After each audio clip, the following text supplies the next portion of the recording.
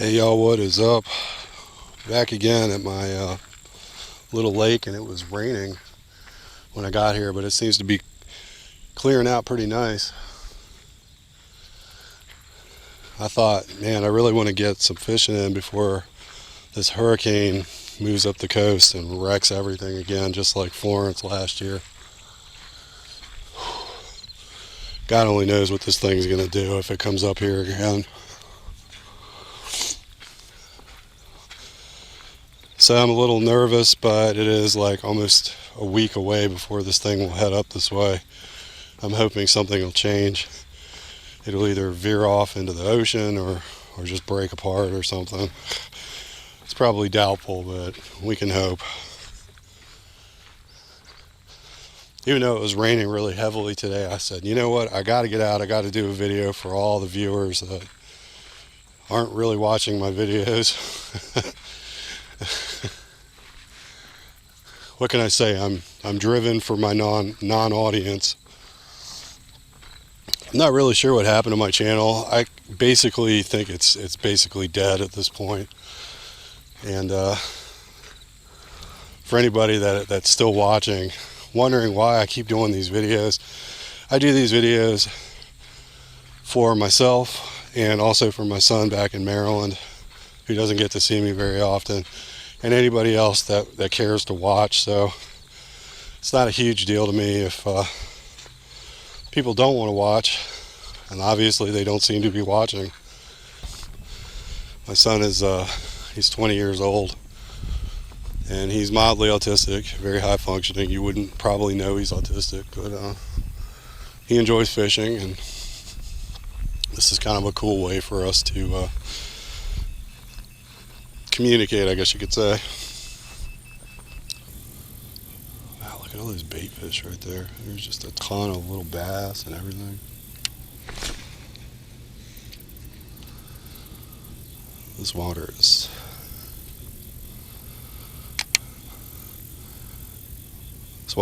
calm.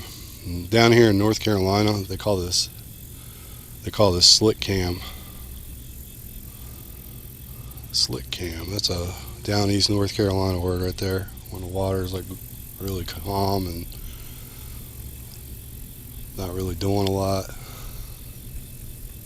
Slick cam. I'm pretty glad I came out here today.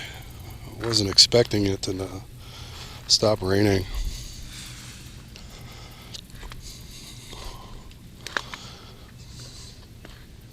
Speaking of Googan baits, it looks like a Googan bait wrapper right there. That is not mine. Oh, there it is. Trench hog. Tried that. Didn't have much luck with it here. Looks like somebody went through an entire thing of them. That tells you how durable they are. Do a little more subtle maybe. I think we can do that.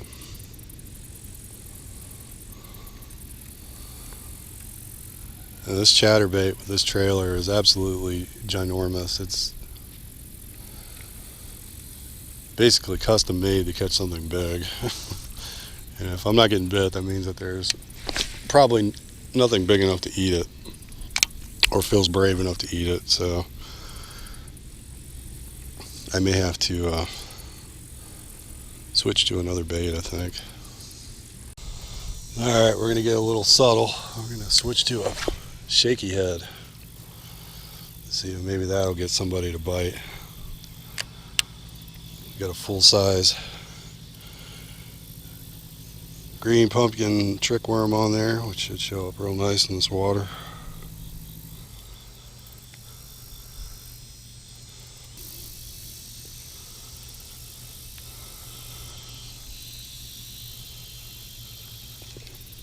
Got something. That's a good fish. Yeah, that's a good one. I don't think he's huge, but he's certainly a fighter. Come on up here and say howdy. That's not bad. A little 3-pounder maybe 4. I don't know. He's a little too easy to lift. I'd say that's a 3. It's a nice looking fish. It's a chunky little sucker right there though. Not a bad looking fish.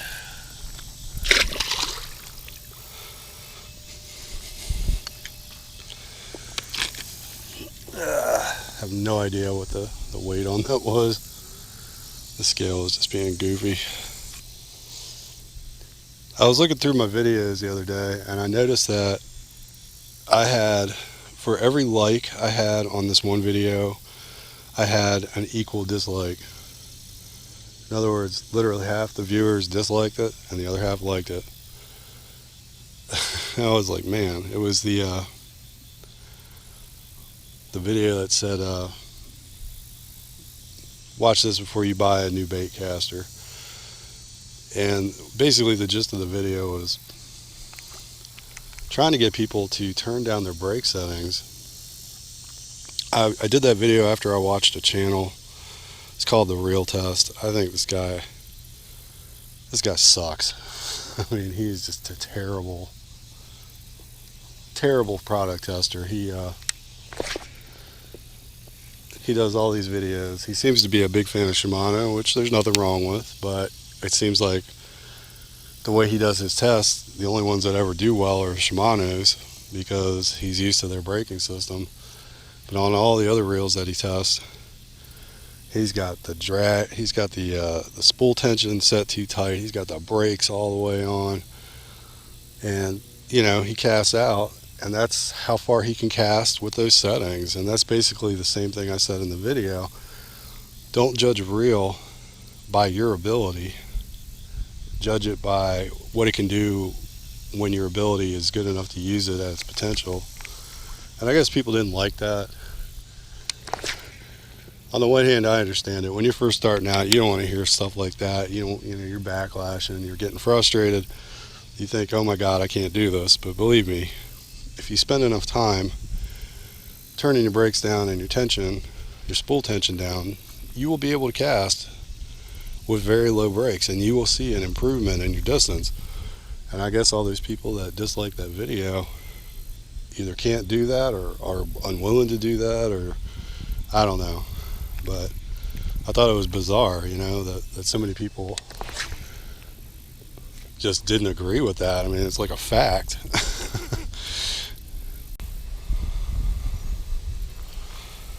So I moved over here, and about the only thing that bit my bait seems to be a guard. Bit my worm in half. I might need to make another move.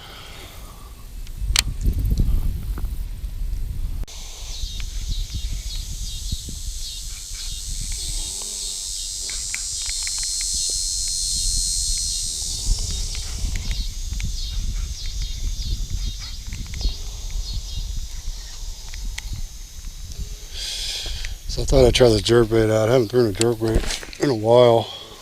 I thought it'd be fun to throw it. The spot looks really promising. There's a lot of activity here, a lot of bait fish.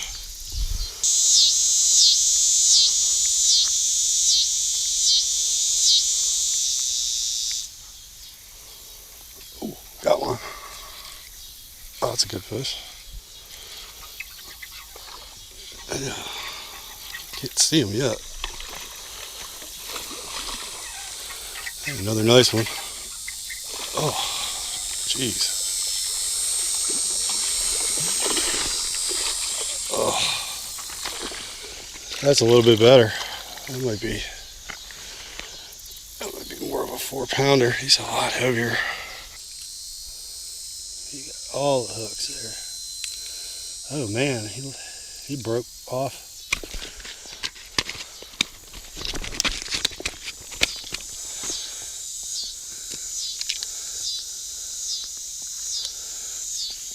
He busted the treble off of that.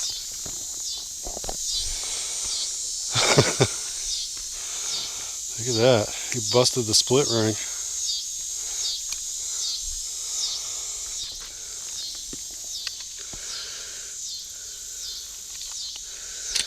That is a nice fish. That has got to be about a 4-pounder right there.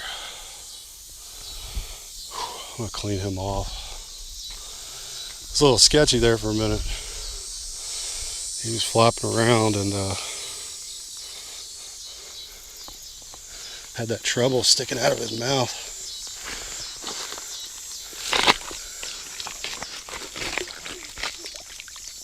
Look at that thing. It is just beautiful. All right, let's try to do this as painless as possible for Mr. Fish. That's crazy that he broke off that treble hook. That's the first time I've ever had that happen. Look at that, he bent that out. Wow. That's crazy.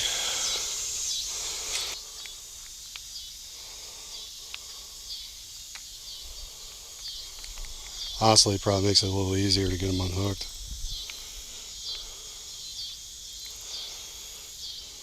But this is why I love a jerkbait.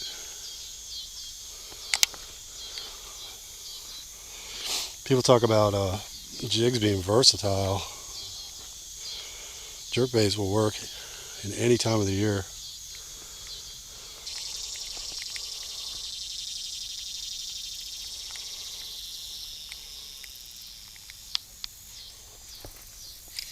There we go.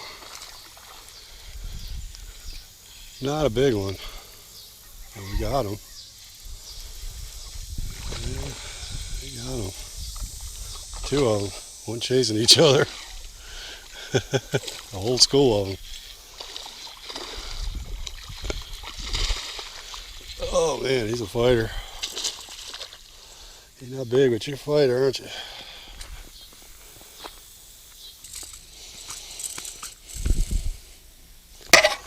Easy there. Killer. And the first thing I got to do is get these grippers on him.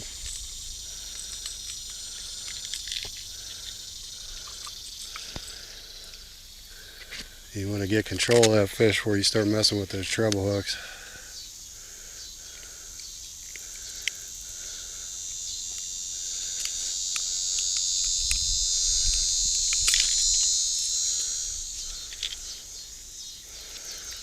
Yeah, not big, but I'll take him. Got a good little spot here. Ooh. I try really hard not to throw them that hard, but sometimes it happens.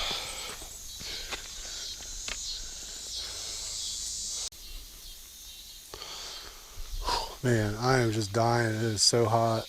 The gar starting to really get active. That's what you see splashing out there. Thought I'd just sit in the shade for a little bit and try to get cool. Really starting to get thirsty. Wasn't expecting it to be this hot today, or I would have brought something to drink, but I'm starting to get really worn out by this heat. But I thought I'd show you guys something cool. One of the people that lives around here told me the story of this place. I didn't really know the history, other than it was a quarry at one point. But apparently this was a working quarry about 5 or 6 years ago. And the other lake, not this one, was about a mile deep, and they used to dynamite it, and you'd hear the alarms go off if you lived around here, and you know that they were dynamiting. So originally I thought the quarries in this area were gravel pits, but it turns out that they were mining this stuff called marl, which is a limestone, and they make roads out of it. They crush it up, make roads, walls, all kinds of stuff. I guess it's like an aggregate. And the cool thing about it is, since it's limestone, it neutralizes acid rain or a lot of other acids. And the guy was telling me that you could take the stuff and throw it into a cup of vinegar, and it'll start to fizz because it's going to neutralize the acid of the vinegar. Just thought that was kind of cool. Back in Maryland, we have mostly granite quarries, and apparently in the western part of North Carolina, they're mostly granite quarries as well. So I'm not familiar with marl, but it was really interesting to have one of the locals clue me in on that. The other interesting thing is I've noticed the lakes around here that have the highest quality fish tend to be quarries, and there's a reason for that. The vegetation in this area leaches into the water, and it turns it really tannic and really acidic. So a lot of times the bass can't live in these kind of waters. So the water in these quarries are actually neutralized because of the marl in it, and that's why the quality of the fish is so good compared to a lot of the other areas around here. Most of the time, if you're going to fish like a creek off the side of the road, it's usually so acidic, the only thing in it are fish that can handle really high acidity water, like bowfin, sunfish, raccoon perch, things like that. You won't see bass very often, and if you do, they're usually pretty undersized. Same thing with catfish. They can live in it, but they don't thrive in it, so a lot of times you're not going to see like gigantic catfish.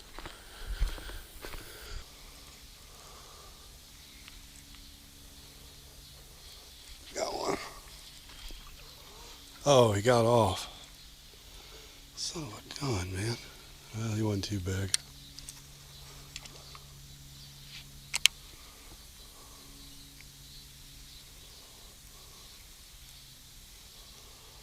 I don't know how the hell that fish got off my treble. I had him on there. He just kind of backed out of the hook.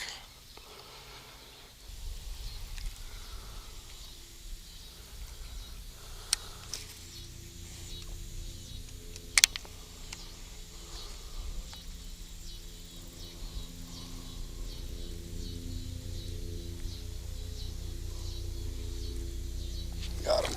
Alright, got him this time. There he is. That might be a little better than the last one.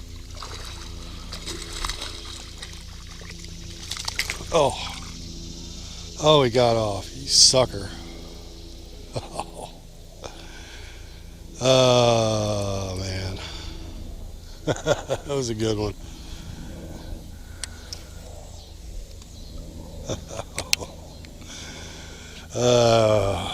Maybe these hooks need to be sharpened now, huh? Son of a gun. That was about the same as the other couple I got.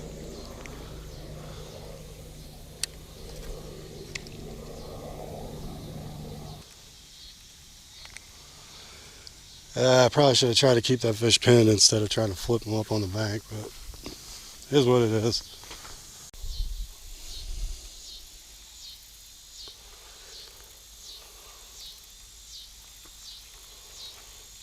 So I'm almost done for the day. Had a couple of followers. They weren't giant though. I was kind of hoping I could pick up at least one more 4-pounder before I get out of here. I don't know. I'm gonna go get a drink. I'm thirsty. Bye.